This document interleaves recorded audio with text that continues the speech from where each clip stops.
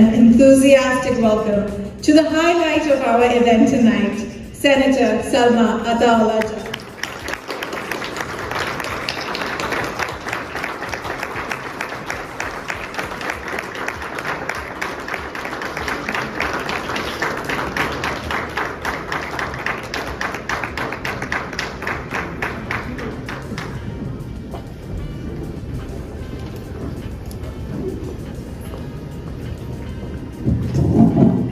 Bismillahirrahmanirrahim.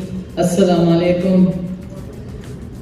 First of all, I want to take this opportunity to thank each and every one of you for being here. I know how difficult it is on a working day to come, and you don't know how much it means to me. I receive awards, I go to places, I travel internationally. I just came back 2 days ago from Ghana, where I was representing Canada at the Commonwealth Conference. But when your own community acknowledges what you've done and they appreciate what you've done, it's a very emotional time for me, and I want to thank each and every one of you for being here. This means a lot to me. And I also want to take this opportunity to thank the gentleman who started the ball rolling on this event, where Fahad said, Baji, I want to do something for you. And I said, Fahad, it's okay. And Fahad insisted, so Fahad, thank you for bringing this together. To Parvez Akhtar, who has always, sort of said, I think you acknowledge my bravery, because you've seen me sitting where I'm sitting sometimes. To this date, I must tell you that I'm the only Muslim in the Conservative caucus. I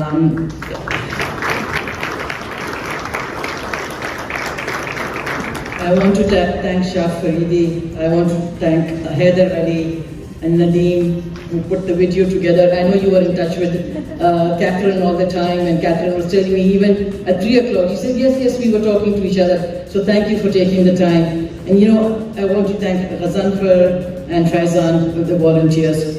So today, those of you who know me know that I don't like to talk long, and I talk 30 seconds, 40 seconds, a minute, and then people will say, oh, we loved your speech, and I know why they loved it, because it was very brief. But tonight might be a bit longer, because Fahad thought that I should talk about some of the work that I've done. You saw very briefly, some of the stuff that I do, but that's on a daily basis.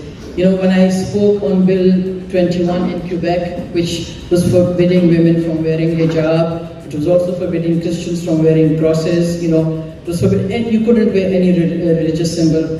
The NCCM was so taken, that's the National Council of Canadian Muslims, they were so taken with my speech that they asked me to be in an advisory position with them, which I continue to this day. I want to talk to you briefly about some of my bills. So I tabled a bill S223. So what happens is that the bills that get tabled in the Senate, they have the S before them, so you know that those were tabled in the Senate.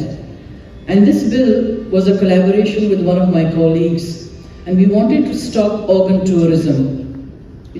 Canadians go abroad, they buy organs, and nobody knows how they have been harvested. And we did a whole study, and we found out that, sometimes organs, especially nowadays, all those refugees trying to escape Africa, when they get midway through the desert, they're asked for more money. If not, their organs are harvested. And we know particularly there was one Egyptian doctor who was involved in that, and I raised that issue with a member of parliament from Egypt, and she said, yes, we are aware of it, that it's happening. So that bill, I tabled it 4 times. Those of you who know, I'm a Pushtun, and we Pushtuns never give up. So what happens every time there's an election, if there's any business on the paper, with an election, everything falls off the paper and you have to start all over again. So 4 times I tabled this bill, and I'm happy to tell you that it received royal assent, and I managed to change the law in Canada. I have another bill, S224, which specifies what constitutes exploitation in relation with trafficking in people. So here's the funny thing. If you are a young woman or a young man and you're trafficked, because we know that young men get trafficked. I don't know how many of you are aware of the sexual trafficking that goes along Highway 401. So the onus is on the victim to prove that they were afraid. And a lot of times they can't prove that because many young girls get trafficked by boyfriends, sometimes by distant relatives, and they're not afraid of them. And during the course of the study of this bill, we spoke to this young woman who, when she realized she was going to face the person who had trafficked her in court, she said, "Oh, give me some makeup," because she had to look good. Because if she didn't look good, he would beat her up. So that is in the House. We're trying to, take, the onus should not be on the victim to prove fear. The other bill that I have is, and this came from my own personal experiences, growing up in Pakistan when the Russians were in Afghanistan. They dropped so many cluster munitions, and I don't know if you're aware of the cluster munitions. These are small bombs that look like toys, and young children and women pick them up, and quite often they die.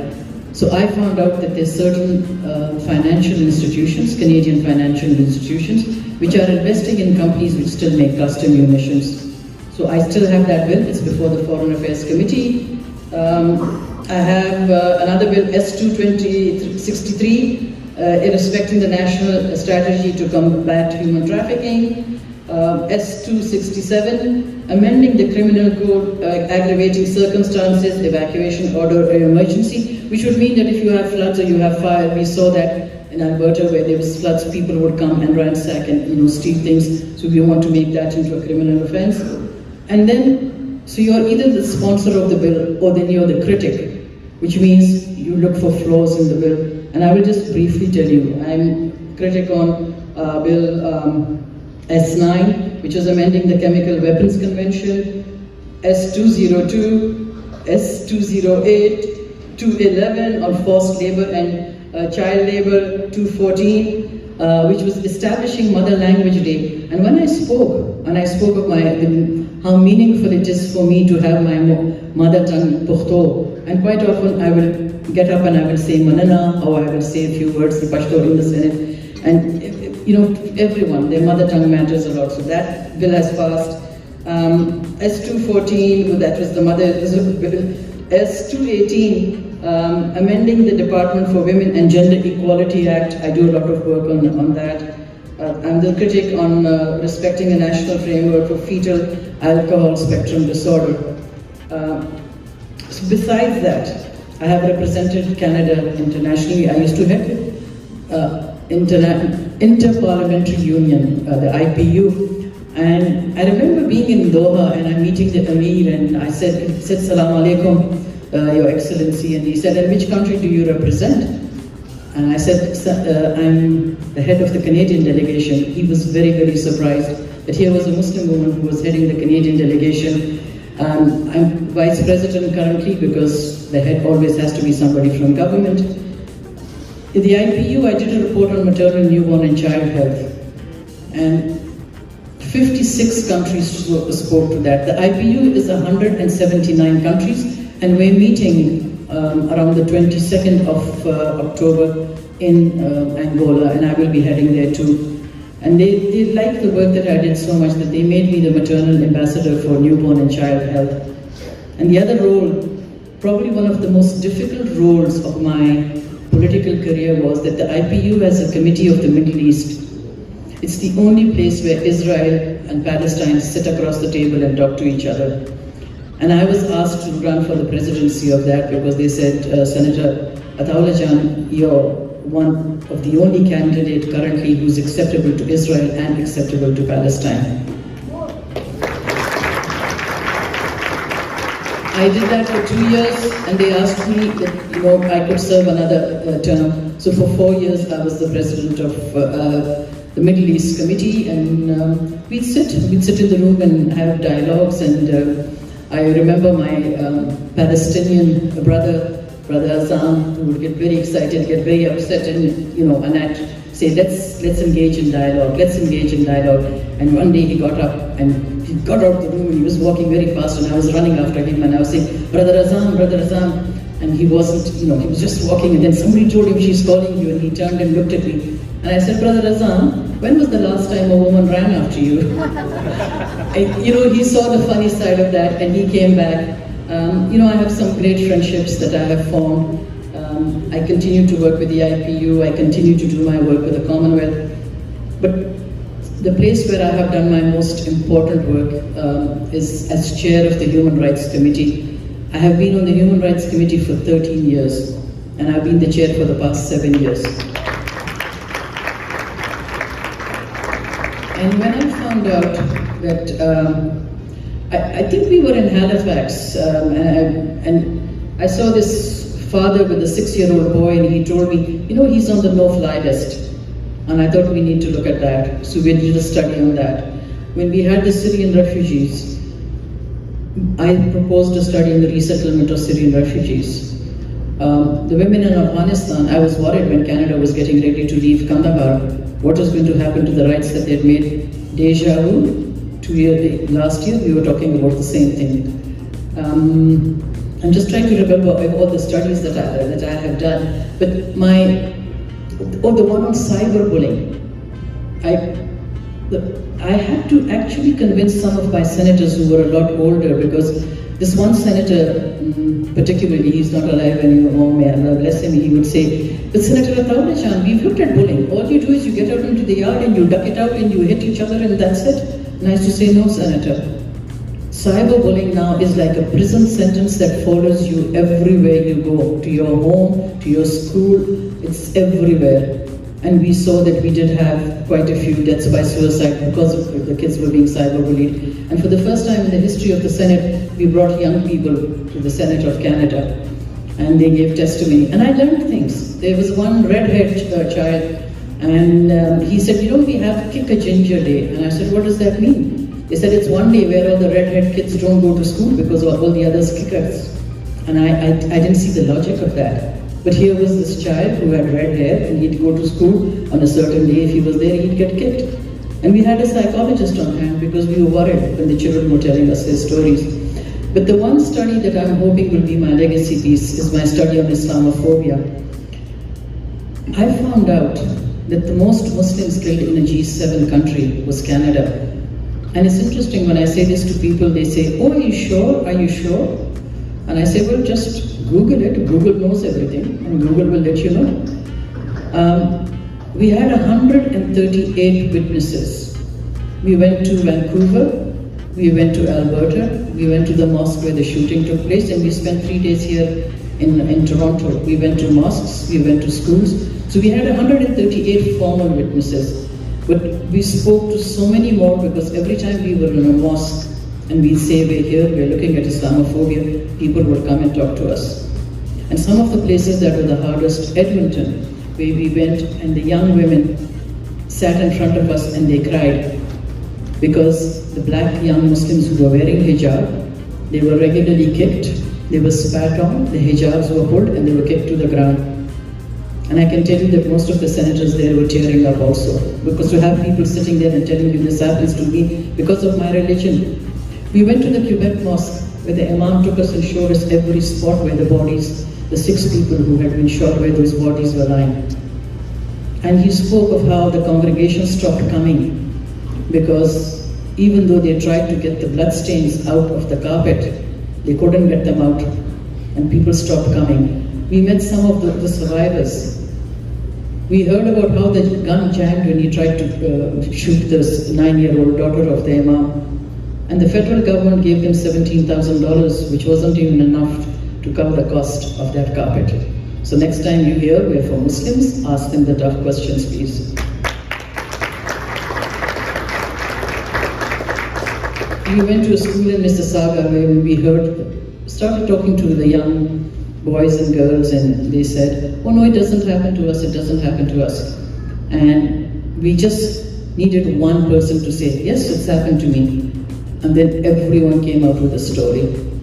And I found that we have to educate the educators, because the teachers themselves were sometimes propagating Islamophobic remarks, and they were singling out Muslim kids. It continues to happen to this day. So I'm hoping that's going to be my legacy piece. Our report is ready. We've done second draft. We're just looking for the cover, and I'm hoping to release it sometime this end of this month.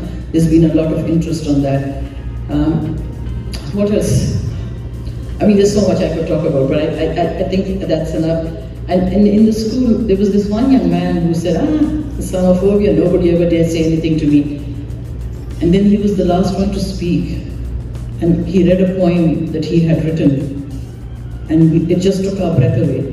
We're just looking at that young man and thinking what he has been through. But you know, some of my favorite stories, and I still tear up when I talk about this, is as the new senator, the floods had happened in Pakistan, and I was asked to come to an event in Alberta. And there was a very old lady, she couldn't walk properly, and she came to me and she said, Pakistan ki beti, tum kahan pahunch gayi ho? And that was so meaningful to me, because she recognized how tough it is where we sit, how tough it is to get there.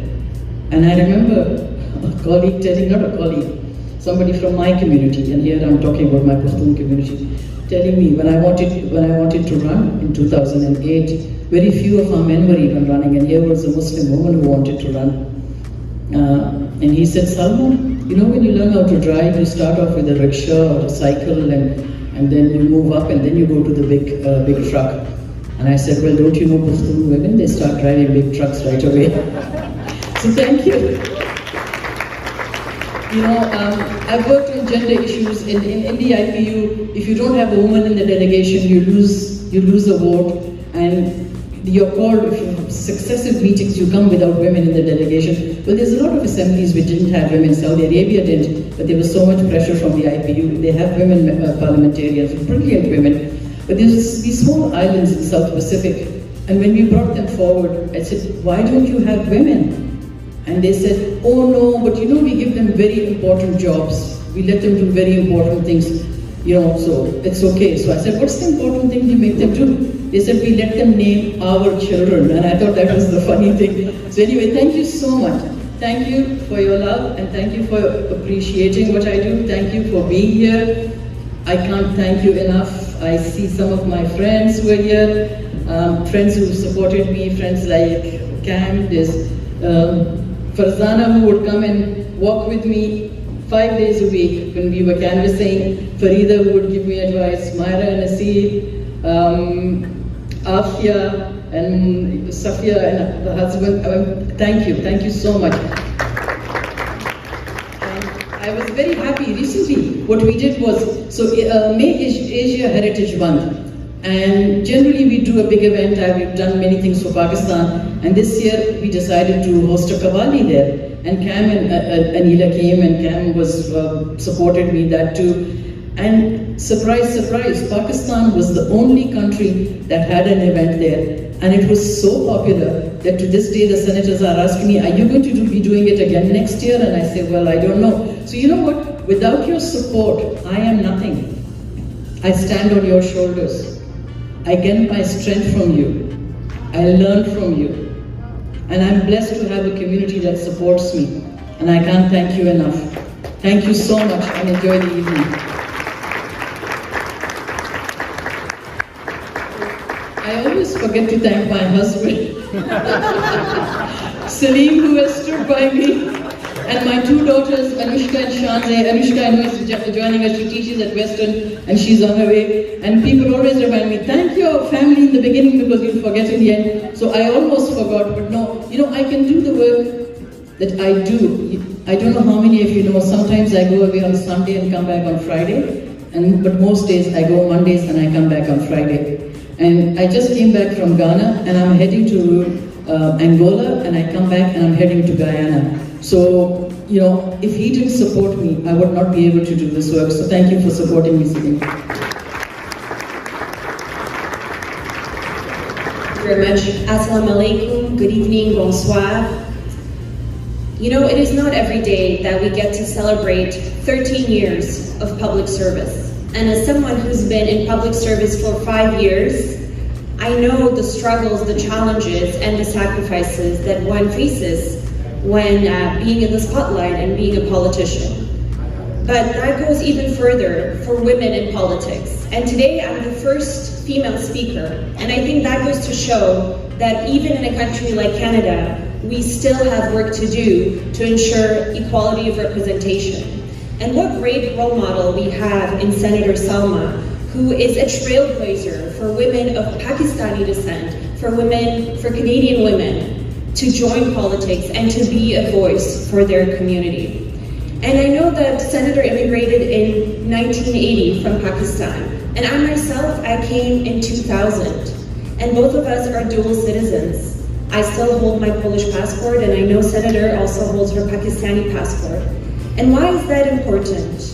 Because in a country like Canada, we can celebrate our multiculturalism, we can celebrate the country where we are from, and we can do that in peace.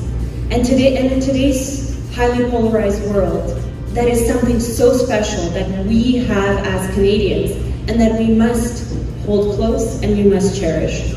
And I know that Senator, she was also on the executive board of the Citizens Foundation, which has built 730 schools for the poorest children in Pakistan.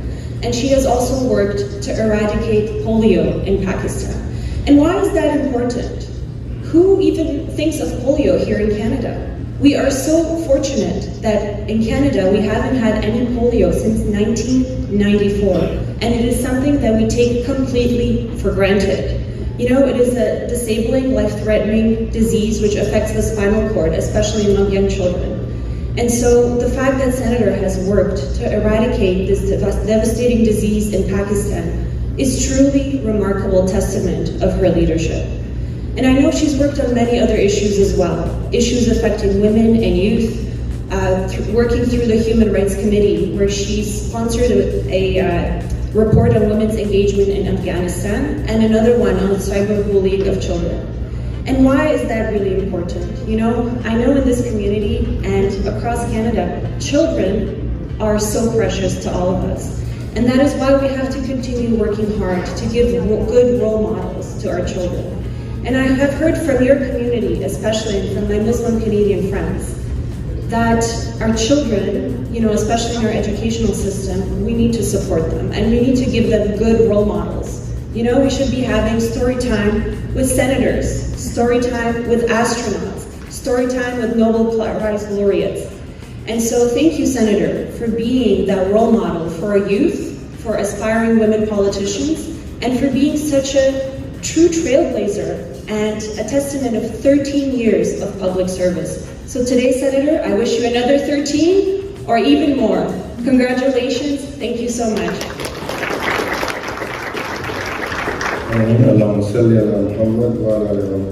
Assalamu alaikum everyone, ladies and gentlemen.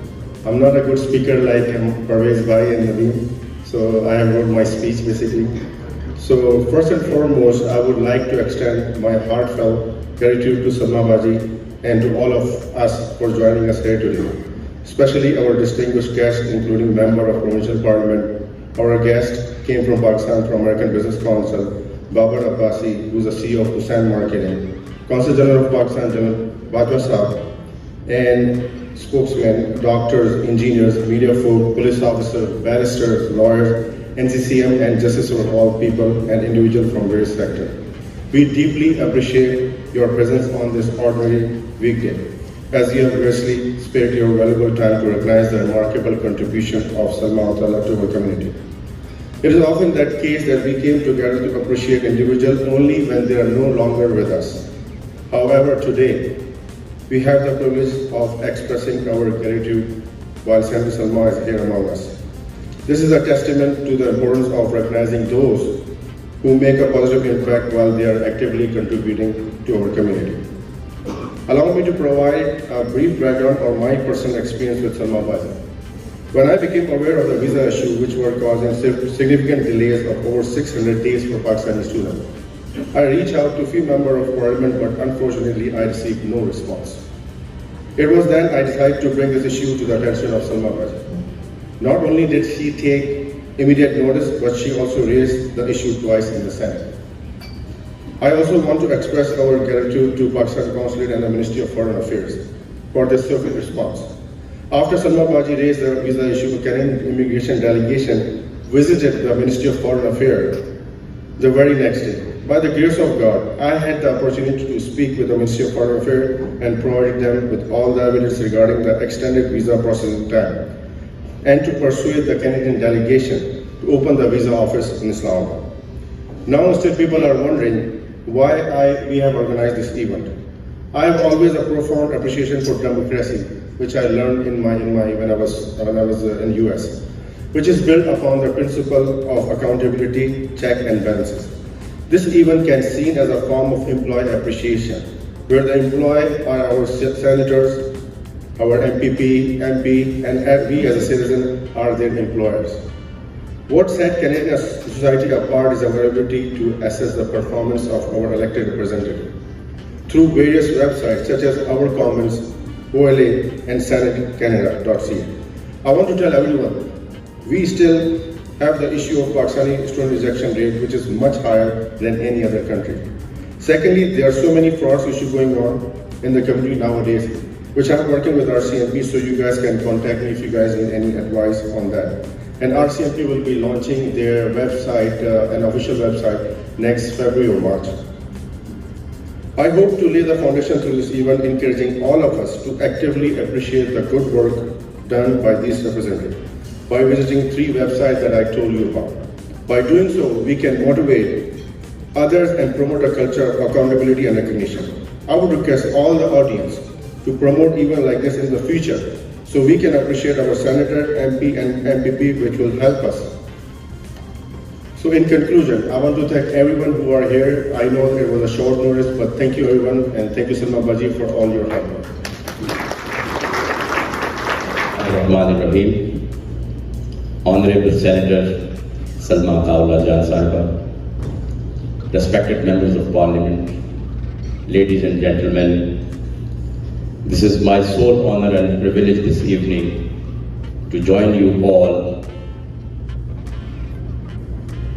in recognizing and appreciating the services rendered by Senator Salma Ataullahjan Sahiba for the betterment of not only our community, that is Canadians of Pakistani origin, but her role goes much beyond that, as has been demonstrated by this short documentary in various social, cultural, religious spheres. We, as Pakistanis, and I'm sure all Canadians of Pakistani origin, are proud of our leader, Senator Salma Ataullahjan Sahiba.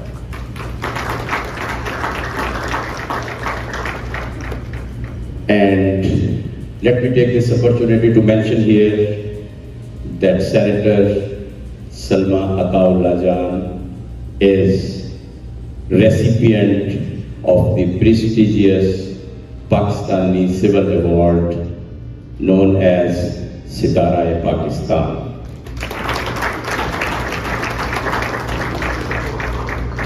With these few words, I would like to beg leave, and I am thankful to the organizers of this event to have invited me and given this opportunity to speak these words with you. Thank you very much.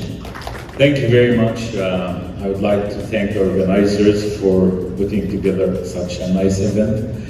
And it's an honor to me to join today to recognize Senator Salma. And I think I met Senator Salma about 8 years ago when I was still activist. And from the first moment I met Senator Salma, we had good discussions, and I felt that I know her from long time. Like, she's humble, approachable, and she's always willing to give advice. And I think she gave me some of the advice to say, if you're going to continue pursuing, you need to pay attention to this and this and that. And again, like, I'm not from the Pakistani community, I'm from the Egyptian community, so I was surprised that she is very humble, even to the people from the community. I know that all of you, of course, know her because she's senator from the Pakistani community, so all of you know her. But for me, she didn't know me, kind of. So that was really something remarkable. And since then, we have been crossing lines every day, every weekend almost on the go. And I also put my voice to her comment and what Mr. Pervez said. We might not be able to achieve everything the community wants, but we try. Every one of us try really to fulfill for every request. Sometimes it's not possible. But again, if you're on the table, you might get 50% if you want of what you want. 30%, 10%. But definitely, if you are not on the table, you are definitely will get 0%. This is exactly what it is. Our representative, our community's representatives, or us, the representative of the community, we are there to voice the concerns of the community, be the voice. We can't guarantee that things happen the way we like it, but at least we know that we raise the flag, we raise the awareness, we make sure that whoever the table doing and decisions taken in consideration with what we raised concerns from the different communities. I'm not talking about my Egyptian community. When I sit in discussion, I represent Mississauga and we're different communities. I would say the extended community would be concerned about that. The Chinese would be concerned about that. The Indian community would be concerned about that. So it's not one community, but we are putting the voice of the community on the table and to make sure that every voice is here. This is what we can promise, that any concern from the community will take that to the table, will take that to the concern. And again, from Senator Salma, she is a bright representative to the extended community. Every time I hear her speaking in an event or in even an official gathering, she is loyal, she is genuine, she's talking from her heart. And that's what's important. Important that we really talk our hearts, irrelevant to if it's going to achieve the goal or not, but we are the voice. Thank you very much for inviting me, Senator. Thank you for all the work you're doing. You are a good symbol for the community and a good example for me. Thanks. I would like to take a moment to please welcome Mr. Khalil Bajwa. He is the esteemed Consul General of Pakistan to Canada and he has just joined us here tonight. So let's give him a warm round of applause. On that note, I would like to invite someone essential in making tonight possible. He is a successful businessman, a community activist and philanthropist who is always there to support others. I would like to invite Mr. Pervez Akhtar to kindly say a few introductory words for our honourable guest tonight.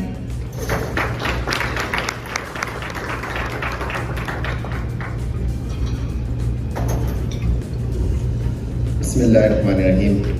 Rabbi shrah li sadri wa yassir li amri wahlul 'uqdatam min lisani yafqahu qawli. Tonight we are here to celebrate our Honourable Senator Salma, and when I think about her, there are so many events I can recall. And I remember, as a businessman, the last thing we want to go to politics. We just want to be have a lot of money, generate a lot of money, have a successful business, and of course charity, which is a part of our religion. So I always like to be part of. And as our MC mentioned, thank you so much for the kind words. It was, I think, 10 to 15 years ago, we were in Consul General of Pakistan, and there was a dinner was being hosted, and first time I met Senator Salma. And she actually encouraged everybody to come in politics. So there was a time, if you all remember, was Stephen Harper, which is one of the name Muslim will never forget in the history, whatever he brought, snitch line and all those barbaric culture. So we were all disturbed because as a Canadians, we all have a lot of contribution. We have so many doctors, engineers, lawyers, and businessmen, entrepreneurs are sitting here. I came to this country I brought my investment, we brought business here, we opened so many opportunities for others. But when those discussions were being held on the parliament floor, my daughter wears hijab and she comes to me and says, Papa, this Prime Minister is talking about us, that really hurts. So when I met Senator Salma, and I start discussing all those matters, she said, Pervez, when you're not at the table, then you are in the menu. So our community is not involved. So when I look around, yes, I found, I think hardly one or two, we have a few people who were helping her at that time. So that's the time I decided, I said, I will do whatever in my capacity and support Senator Salma. And when I got close to her, I found out how much incredible work she did it. You just all witnessed right now. But something I remember when she called the most powerful Prime Minister of Canada on the floor and she said, Prime Minister, my community is being ignored.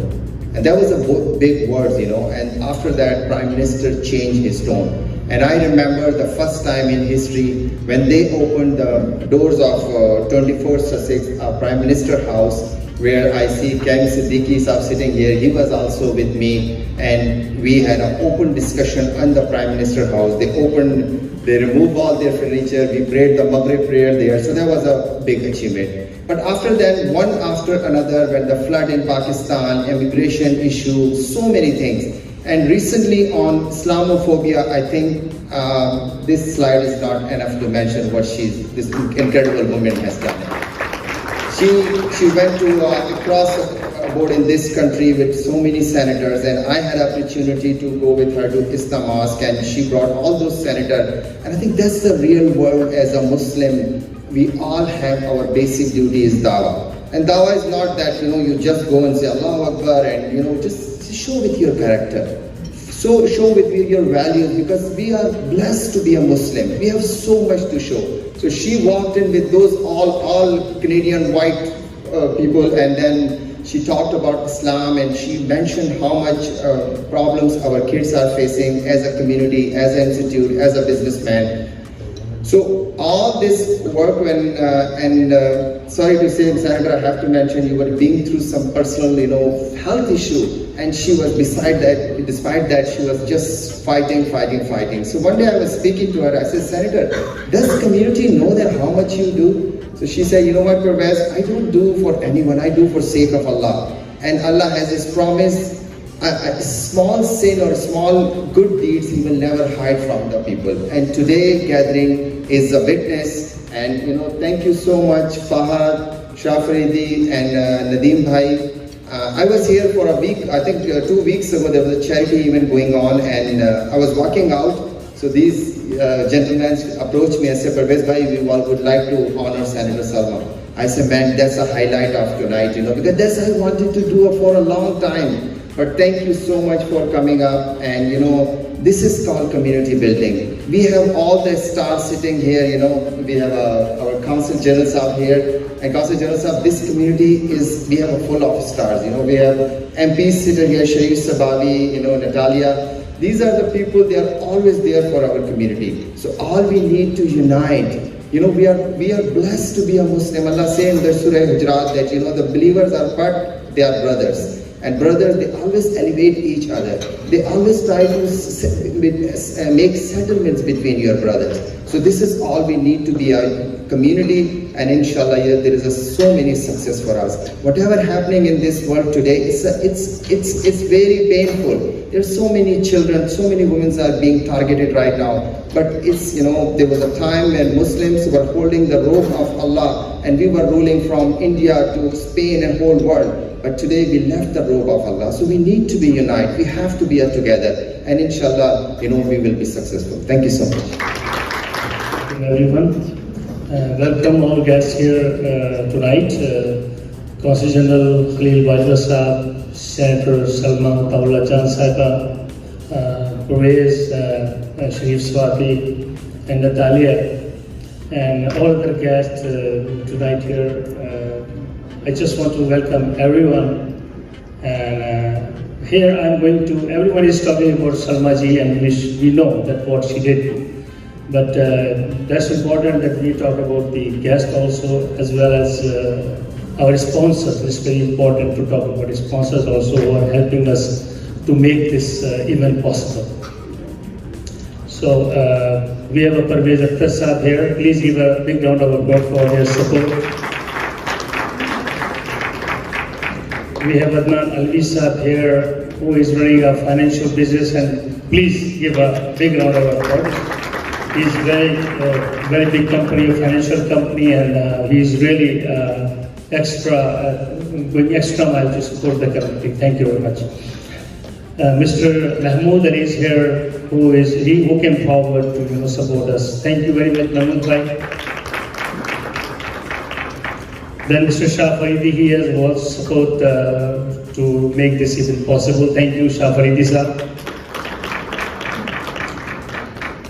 And we have Junaid Siddiqui, who is a community supporter, always support in these kind of events, and we thank to Mr. Junaid Siddiqui sir. Then at last is Asad Deen sir. He's also a very good supporter of the community. Whenever we call upon, he always come forward and support us. So we continue this with this evening, and inshallah, our next speakers also will to talk.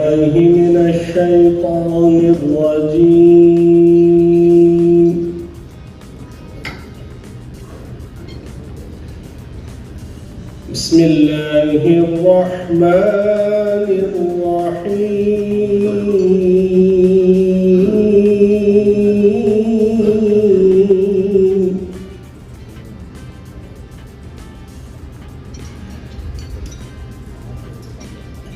إنا أعطيناك الكوثر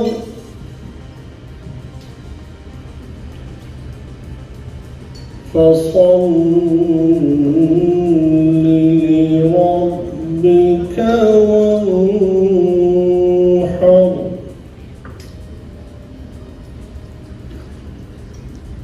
إن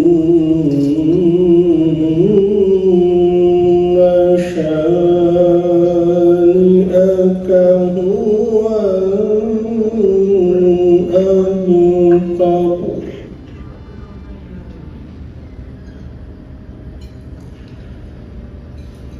الله أكبر ولله الحمد بسم الله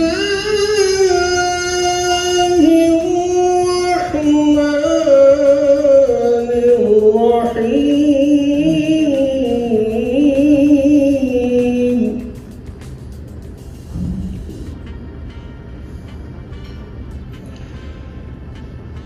إنا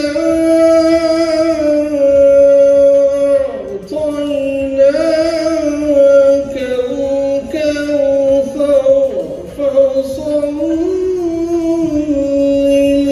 لربك وانحر إن شانئك هو الأبتر آمنت بالله صدق الله المولانا العلي العظيم وبلغنا رسوله النبي الكريم ونحن على ذلك لمن الشاهدين والشاكرين.